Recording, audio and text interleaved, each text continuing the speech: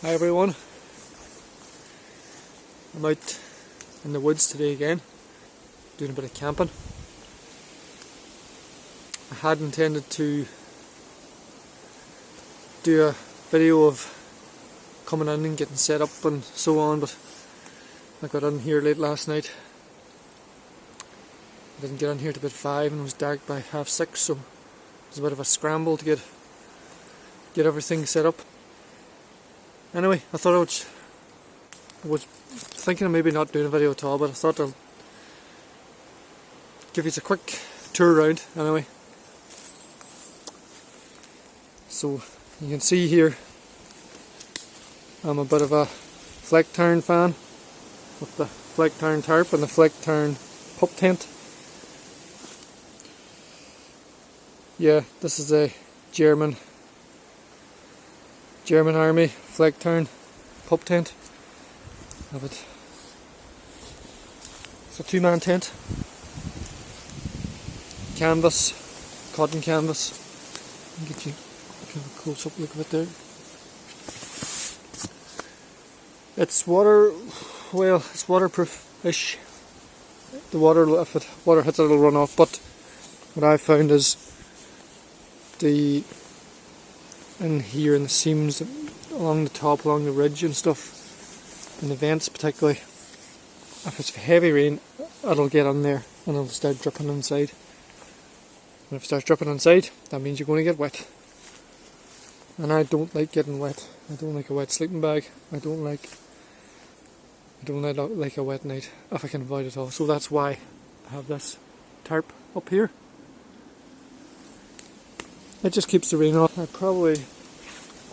kind of situated it sort of halfway. The tent sort of in the middle. Probably should have put it back kind of here, and I would have had more of a shelter here for my fire. And so when I set this was kind of an experiment I was doing in case it got very, very cold last night. Well, it turned out it didn't get that cold. It got at about 10 o'clock, it was around about 11 or 12 degrees, but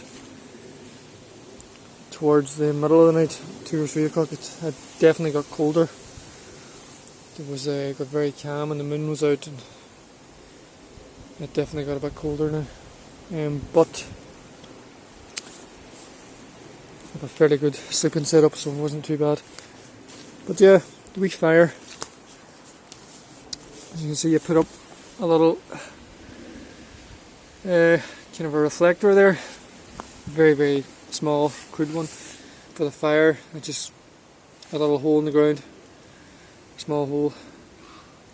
It was actually, when this door in the tent was opened, I'll show you inside here. The heat was going in there nicely now. Obviously there was a bit of smoke going in there too. Welcome to this mess in here with my backpacking. But this, what I have for sleeping in is this flecktarn sleeping bag. This Israeli pilot sleeping bag. I think that's the correct name for it. I just don't know, probably know what I'm talking about. And just a little fleece blanket there to take the. I thought I wasn't going to have to use that last night, but I actually did, and I was glad I took it. A lot of you are probably looking at that thinking that's a lot of stuff to bring, but I would rather bring a bit of extra gear and be warm than have a freezing cold night. What I done here was, this time was again a bit of an experiment. I dug a little kind of trench around the bottom of the tent and sort of sealed up. There, if you pull that back, you can see the bottom of the tent there. So what I've done is I've just sealed that up. Keep the drafts out, mostly keep the bugs out. The last time I camped in this tent, I didn't seal around it, and I didn't clear the forest floor either, and it was a a spider haven, let's say. I use this crude instrument here to just sort of clear the floor where I put my tent. Actually quite effective. And then I use it for holding up this pole here, which I have for holding up my tarp, because I only have 3 bits of long paracord. When I'm usually putting up my tarp, I put a ridgeline up and put one end of the tarp on a ridgeline, and then I only need 2 paracord lengths to tie out the other side. But this time I decided to put the ridgeline in the middle, or attach the middle of the tarp to the ridgeline, so then I need 4 bits of tarp. And you can see here, there's a long one and a long one over there, if you can see it, on the 3 corners. So I was left with only short bit here, so I was a bit worried about that, but it seemed to do the job alright. And again, with this here, kept it pretty stable. So it's secured in there pretty well. Moving over here, this is my cutting station for my wood.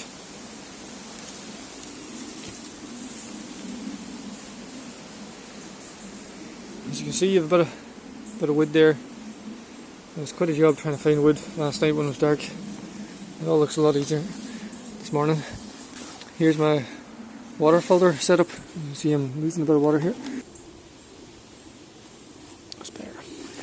That's better. What this is, I'm going to go around here till we get a better look. It's a water filter bag. There's a name on these as well, another name. I can't think of it at the moment, but anyway. It's just basically a canvas bag. Looks a bit like a Christmas stocking. A canvas bag. Water goes in here. The canvas swells when the water goes in. It's a very, very good filter. When you put it on at the start, the water comes out quite fast, but still filters well. You catch it in a container here, and that there's taken me about, I don't know, probably 20 minutes this morning to get that much there. So it's probably about 1 litre. But as I say, when you put the water in it first, you'll get 1 litre in a couple of minutes. What I like about this is it's lightweight and easy to carry in your bag. So yeah, I collect the water with this snazzy instrument here. Snazzy. And I put it into this water bag here. So we just go to a little river or wherever, scoop out with this, pop it in there. Find that not having something to scoop with and put it in is a bad idea, because trying to put this in a river or lake or whatever your water source is, and trying to fill that just doesn't work too well. A bit of a problem with this bag last night. Filled it up, came back, noticed then the water was pouring out. Here, you can see that little cut there. Sorry about the light. It's really, really bad here.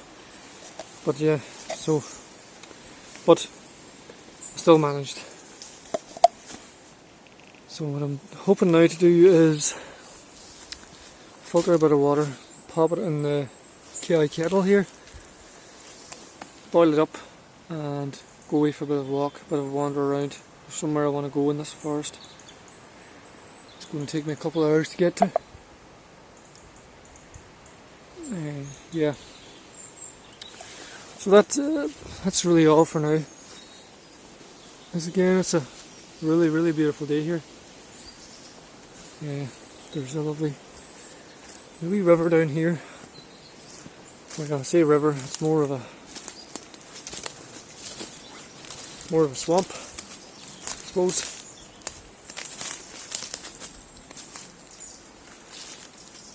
You see that? Well, I could have scooped some water there, but it's just a bit dodgy. Well, where I got there's some good wood there. Yeah. Where I got the water last night, it was only a short walk anyway.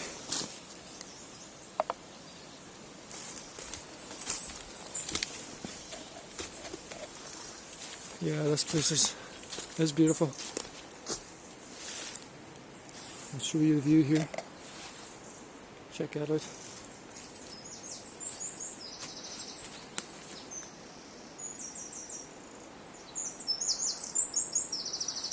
You know, this is why I do this. That's why I recommend anybody does this. You tell me this isn't good for your health. For every part of your health, your physical and mental health. This is what people should be doing more of. Absolutely, no doubt about it. It's just amazing. It's amazing. I find when I go camping that I always end up getting on late. I'm sure maybe many people are the same. Maybe it's just not just me, but I always end up getting in late and then scrambling, getting set up and whatnot. And I didn't get to get into the thing last night, into the tent, until about 11 o'clock.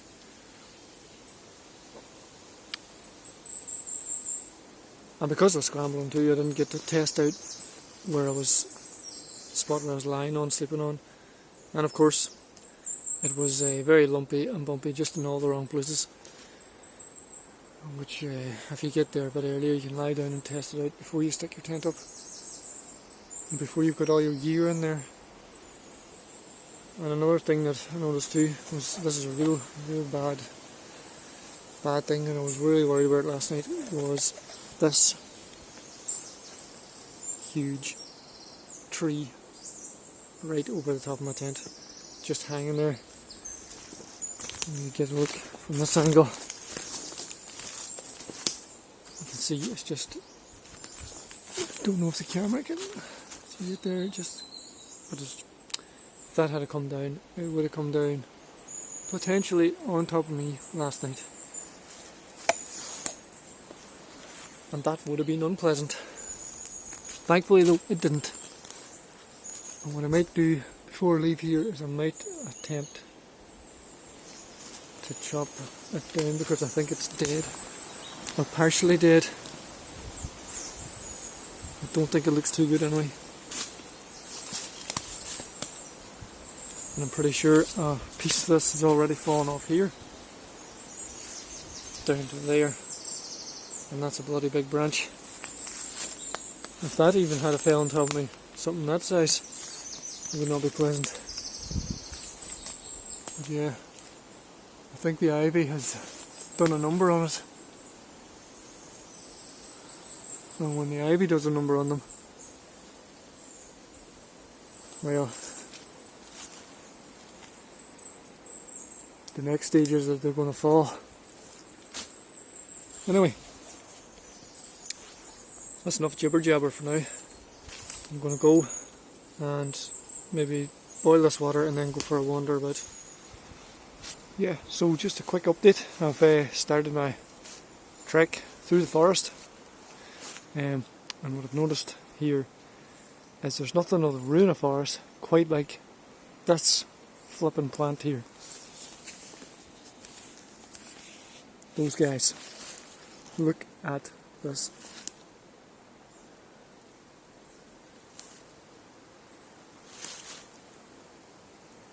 What should be a nice, clear, mixed, deciduous, broadleaf forest that should be easy enough to walk through, is just destroyed with this thing.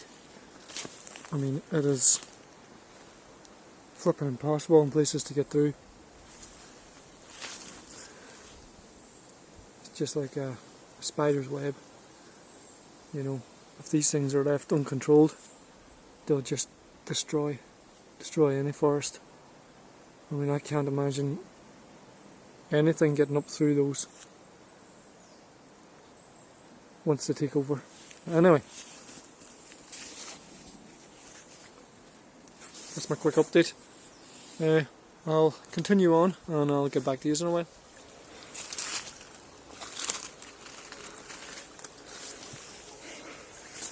Well, I finally found what I've been looking for. This river. And boy, oh boy, was that a trek to get here. Those, I think it's rhododendrons they're called. They are something else. There was just parts of the forest there where there was just no getting through it.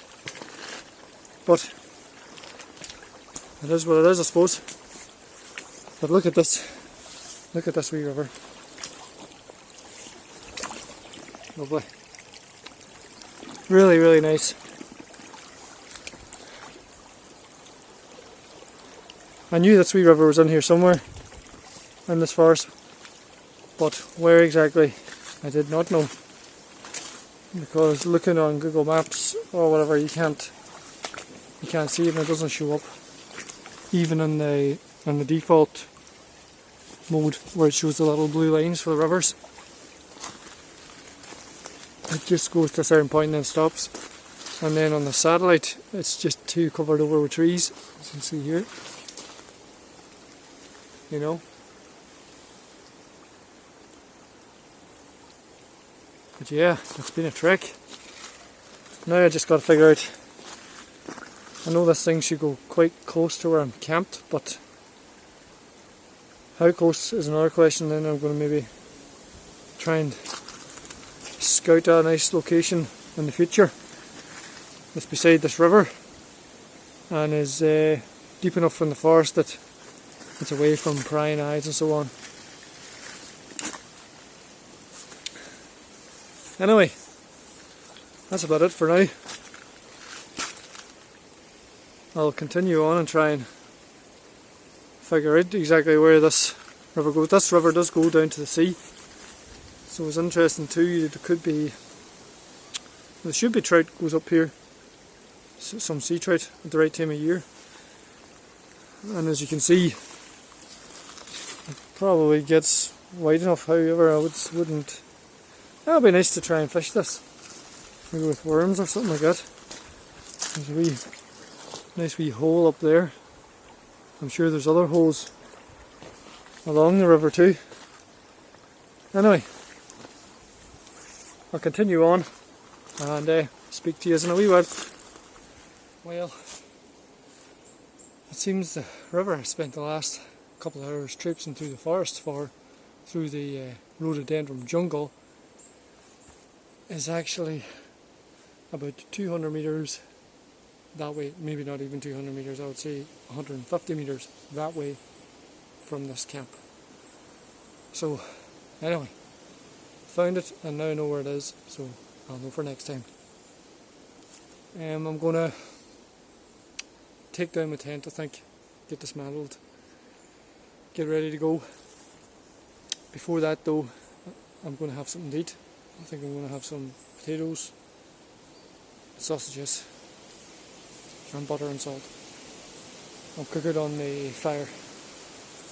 So I'm going to get cracking on taking down this tent. I might leave the tarp up until I'm ready to go. Yeah, so let's get on with it.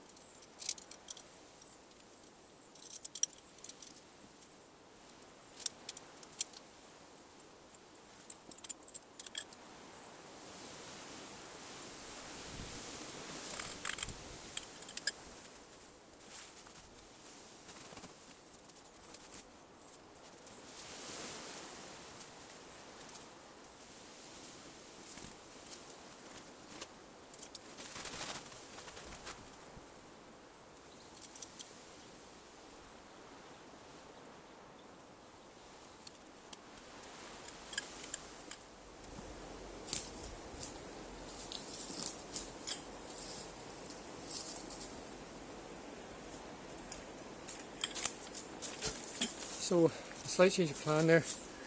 I'm not going to pack everything away yet.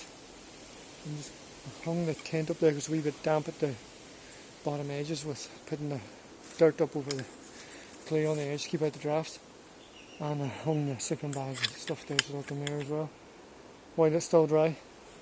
Here's a quick question, or a quick thing. These poles that come with this tent, so they're like 3 separate poles. See that?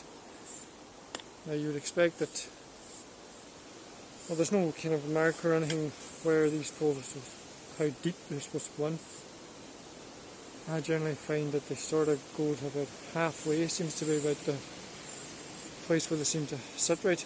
But I have seen videos of guys with the French military tents, the F2 tent I think it is, where they have a little stopper on the bottom here and the poles are just flush on the ground, and then they've no gauging or judging. But with this flimming thing you have to get that pole in a certain distance into the ground, and if you're not in that certain distance it's too high and it doesn't sit right and all that. But is there, maybe there's something I'm doing wrong, or some way of getting that height just right, because I think it's around about halfway, but it's hard to judge. That means you have to go and dig a hole every time. What do we see what I'm talking about here? I'll show you. So like last night here, okay, so I had my pole just down about in about there, so let's see what that is. Oh, what do we see actually? Okay, could that be?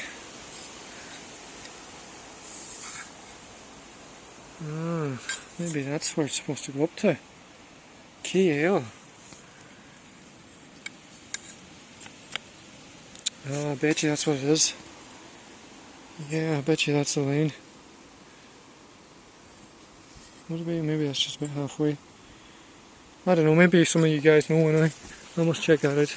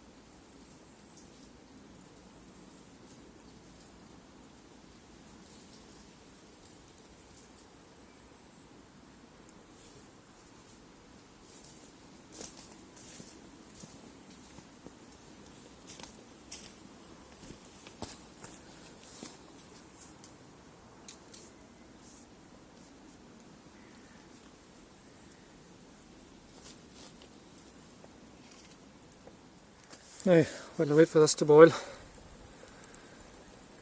I'm going to have my tea, a scone, a cup of tea. This should take about 30 minutes or so. This is a wee kettle, what do you call this again? Hobo stove for the top of the fire base. So normally the kettle sits on top of this. So this wee addition here, pop it on top, and it turns it into a wee wood stove for you. The only thing I would find about this is you need to keep it constantly fed. If you take your eyes off it for 2 minutes, the flame goes down and your boil comes away. And it's a pain in the ass. I've just got the fire on here beside me. Possibly might be pop the pot on there in a wee while. I don't know. But I have it for heat here anyway. It's nice just to have a fire when I'm sitting. And yeah, we'll come back in a while.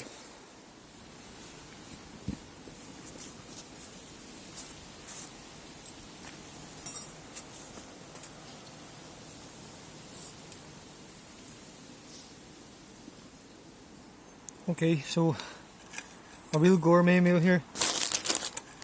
Just some sausage and potato. Nothing too fancy. I was going to fry the sausages, but I couldn't have been bothered getting another pot dirty, so I just thought I'd boil them instead. I'm going to put them, a wee bit of cheese on them and a bit of salt, and hopefully it shouldn't be too bad. I decided to boil them on the fire and they end up. The wee hobo stove was just kind of taking too long, it's a bit too footery, and I wanted to get a few things done while I was waiting, so I got the tent rolled up, the sleeping bags put away, and the blanket, and any other bits and pieces that I could get away, I put them away. There's a wee fire there. It's a lovely heat off it at the minute. I chopped a few more logs as well, very woodworm filled logs. Check that out. Shocking. Anyway, I'm going to get this plated up and get onto my hand, get everything packed away then and hit the road.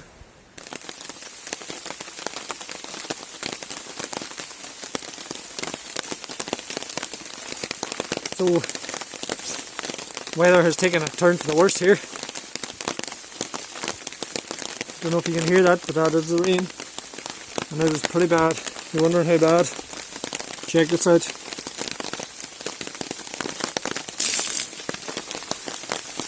Yeah, that bad. Oh my goodness. So I've decided just to get pretty much packed up. Tents rolled away, all that stuff. I'm just going to get everything else packed away now and brave the rain, I suppose.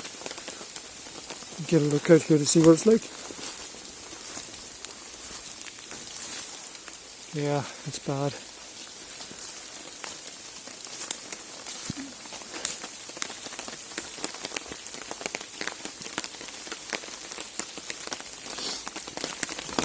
Perfect timing for me.